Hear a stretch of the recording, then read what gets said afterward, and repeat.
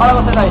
Galera, meu nome é William, sou aluno do ensino médio e hoje eu junto com meus colegas do Colégio Estadual Nestor Carvalho estamos fazendo uma excursão para Canindé de São Francisco, Alto Sertão do Sergipe.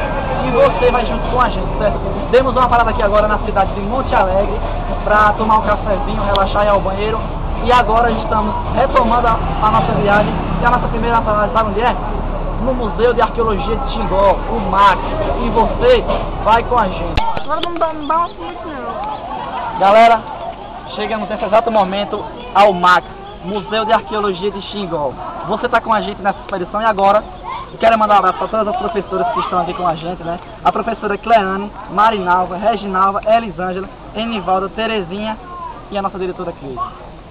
Vamos agora fazer uma entrevista aqui com a professora Enivalda de História. Ela é um exemplo, né, de professora. Então, professora, o que essa excursão pode trazer de positivo para os nossos alunos? Primeiro, a experiência do aluno poder ver no espaço concreto de um museu, com objetos reais, aquilo que aprendemos em sala de aula e ver aqui que Sergipe tem um espaço, né, com objetos retirados do sítio arqueológico de Xingó e que demonstra as pesquisas que são realizadas para a arqueologia de Sergipe. Muito obrigado. Ei, vocês não viram nada não ainda, viu? Coisa vai ser quando a gente entrar lá. Olha, Enivaldo aqui já adiantou um pouco pra gente do que isso vai trazer de positivo para nós todos. E o seguinte, se preparem, que é só nós mesmos que faz isso. E aí, galera, chegamos aqui no MAC, do Museu de Arqueologia de Xingó. Olha aqui, ó. E é isso aí. E você vai estar com a gente nessa expedição, nesse lugar maravilhoso que é o Alto Sertão do Sergipe. Você não pode perder, a gente está aguardando só um pouco aqui a liberação do local para a gente assistir uma palestra maravilhosa sobre a construção daquilo ali, ó. Mostra lá. A hidrelétrica de Xingó. Nós vamos saber as verdadeiras informações sobre essa hidrelétrica, o que ela trouxe para a comunidade de Curvizinha e o que ela trouxe de bom e negativo, claro, né, que sempre há os seus interesses na construção de uma obra como essa, mas primeiramente o museu, né? Então, você vai com a gente, né? Também usava o próprio dedo para fazer a pintura. O material que usava como tinta era uma espécie de tinta vermelha que produzia através do minério chamado bióxido. Ele extraía da pedra, era o óxido de ferro. Então ele triturava essa pedra para fazer uma espécie de areia vermelha. Essa areia vermelha ele misturava com gordura animal. Então, com essa mistura ele fazia uma espécie de tinta oleosa bastante resistente ao tempo. E devido ao material que ele utilizava para fazer essa tinta, todas as pinturas aqui em Xingó são monocromáticas, ou seja, de uma única cor, sempre na cor vermelha. E do outro lado aqui nas gravuras, nós temos gravuras em baixo relevo. E essas pedras aqui, elas são originais, elas ficavam em um local que ele está submerso. Então, houve a necessidade de nós retirarmos elas de lá para que elas não ficassem perdidas no fundo do rio. Então, como há uma certa dificuldade da gente visualizar algumas dessas gravuras aqui, todas elas foram transcritas para esse paredão em escala reduzida. Então, todos esses desenhos aqui estão aqui nessas três pedras. A gente olha nas pedras, alguns desses desenhos a gente até duvida que estejam aqui, mas estão. Eu também não vi todos, mas estão. Então, estão aí. E como a gente não sabe que o homem estava tentando passar ao quadro desses desenhos, aí, galera, tá demais. Então a gente não pode atribuir o significado. Então fica a interpretação pessoal. Cada um interpreta o desenho da sua maneira.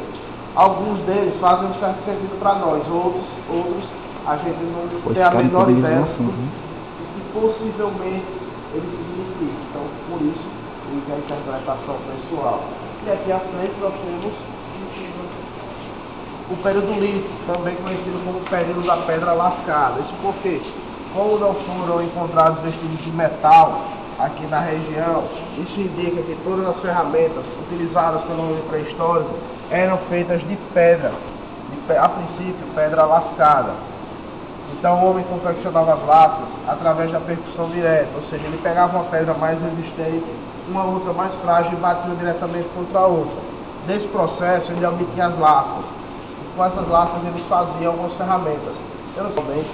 ponta de projétil, que seria a ponta da flecha e ponta da lança, furadores, que era uma espécie de faca que ele utilizava para furar e cortar o alimento, e uma pedra maior que ele utilizava como afiador da lâmina do machado de pedra.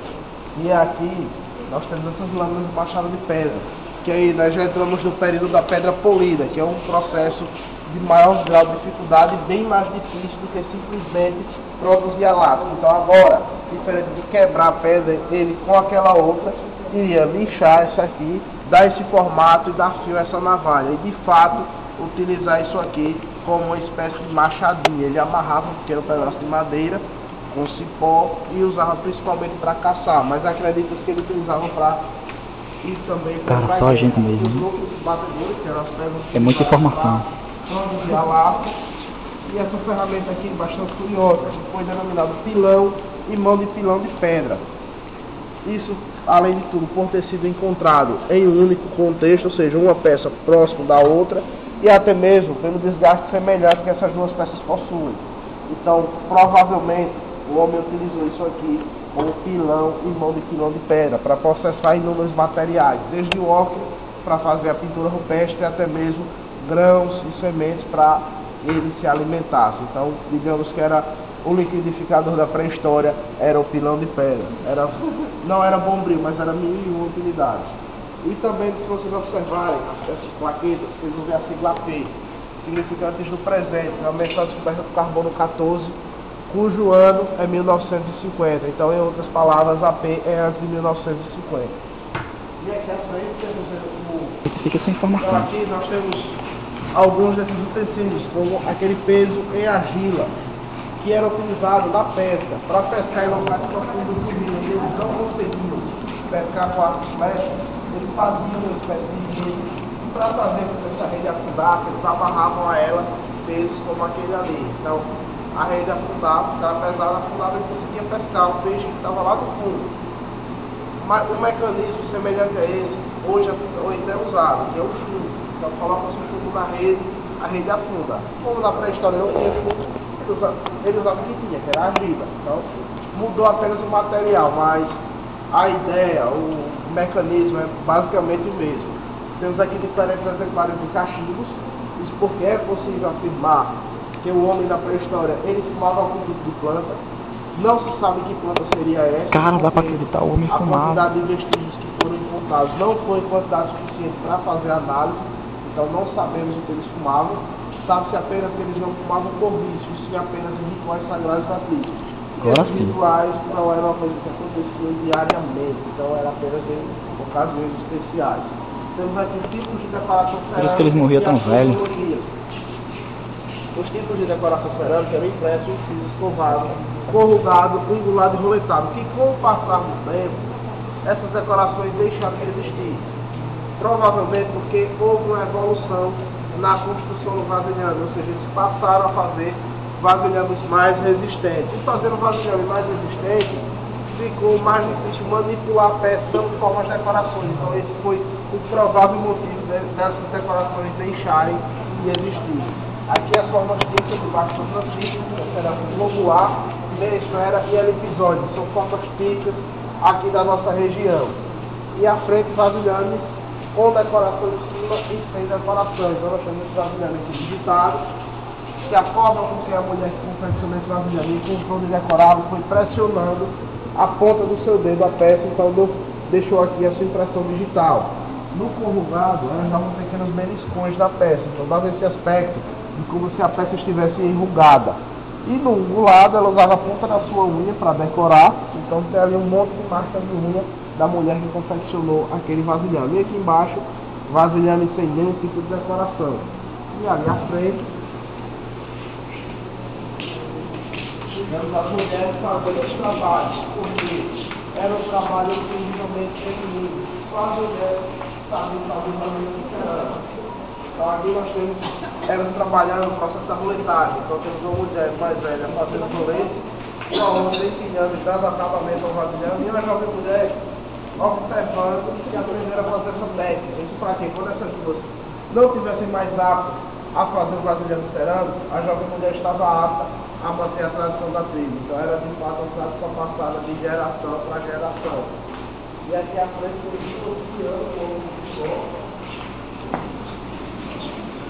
A gente pode observar nessas imagens que os povos antigos eles mantinham certamente uma cultura firme naquilo que eles afirmavam. A cadeia alimentar do homem nesse período.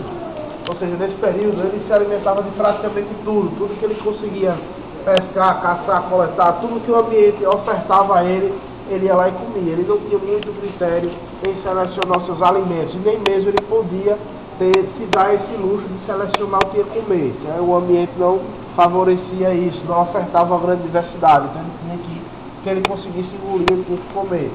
Aqui o indivíduo utilizando uma chave de pedra e uma mulher cozinhando. Nesse momento sem fogo, mas deixa eu ver se temos fogo agora. Então, e aqui nesse período eles começaram a dar uma espécie de cozimento em alguns alimentos, para facilitar a sua alimentação, que causava muitos problemas a eles em alguns casos. Então, aqui essa maquete ela reproduz bem toda a vida desse homem. Um dia comum dele, a sua inter-relação com o rio. Que a vida dele, de uma forma ou de outra, estava ligada ao rio. Ele era inerente ao rio. Então aqui nós temos indivíduos pescando, mulheres e crianças cuidando desse pescado e fazendo vasilheiros cerâmicos. Os povos antigos eles sempre se utilizaram do rio para adquirir sua alimentação firme, da Piracema, que é um período em que o peixe fica, que é necessário para todos. Então, como eles faziam esses acampamentos nesse período? Isso porque eles passavam grande parte do dia ali na beira do rio pescando. Então, para não ter que subir a serra ao final da tarde e descer na manhã seguinte, para poupar energias, eles passavam a noite nessas cabanas e na manhã do dia seguinte ele já estava ali próximo do rio para continuar sua série de atividades. Aí as pessoas chegam aqui e perguntam, ele já estava preguiçoso? Provavelmente sim, ele já estava malandro. Ele ia subir a serra para quê? Se ele podia ficar na beira do rio.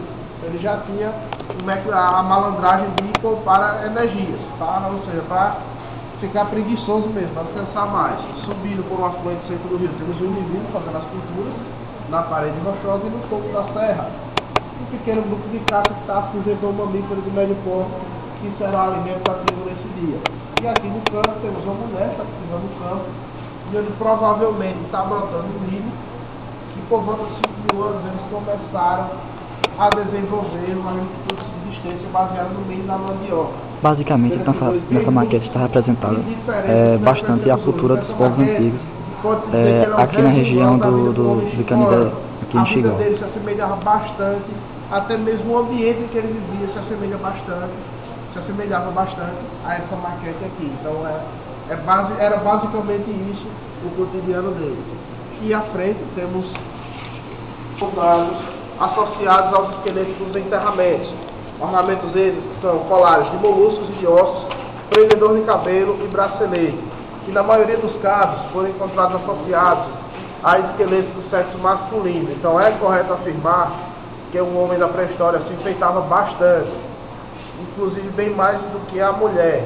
Se é que a mulher se enfeitava, provavelmente não. Isso porque era a única maneira que o indivíduo tinha de ostentar o seu poder perante a tribo. Então, ele tinha que se enfeitar. Como não existia nenhum tipo de roupa, eles não usavam nenhum tipo de roupa, então a única maneira era se enfeitando. Eles se enfeitavam bastante. Então, quanto mais enfeitado, quanto maior a quantidade ou a complexidade desse enfeite, indicava a posição social que o indivíduo tinha perante a tribo. Então, era a única maneira que eles tinham de ostentar esse poder. E aqui nós temos as posições de enterramento.